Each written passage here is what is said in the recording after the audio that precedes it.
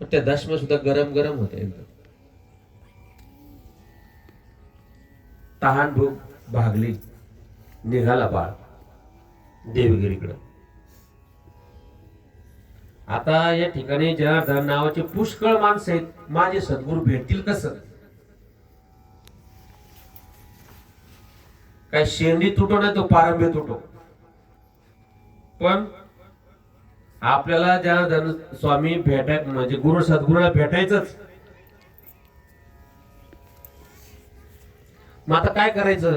तो देवगिरी जवळ आला आणि पाहिलं ते लहान 12 वर्षाचं मुलं आणि पाहिलं एक तिथं कृष्ण मंदिर दिसलं.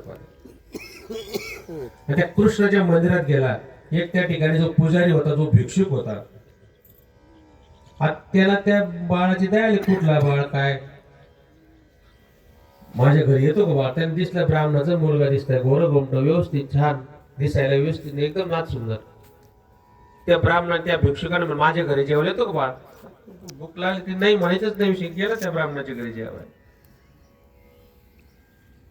मासे 1-2 दिवस झाले चौकशी करायचा. 1 दिवस झाले, 2 दिवस झाले, 3 दिवस झाले, आणि 3ऱ्या दिवशी जेव्हा हा बाळ त्या ब्राह्मणाच्या घरी दुपारी जेवायला, सकाळी जेवायला गेला, त्या ब्राह्मणाची पत्नी काय म्हणली, आज गुरुवार आहे, तुम्हाला किल्ल्यावर जायचे माहिती ना? ते ब्राह्मणीन बाई त्या ब्राह्मणाला सांगते, आज किल्ल्यावर जायचं माहिती ना? तो म्हणलं हो माहिती. मग या मुलाला घेऊन जा म्हणे किल्ल्यावर. अगं तिथे बहामणी राज्य, मुसलमानाचं राज्य, पण त्या किल्ल्याचा किल्लेदार हा हिंदू होता.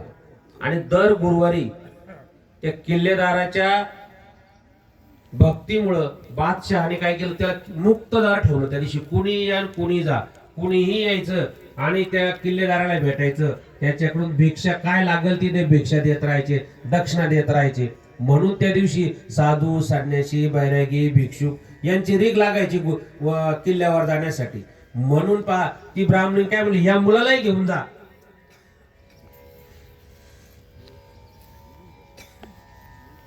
पहा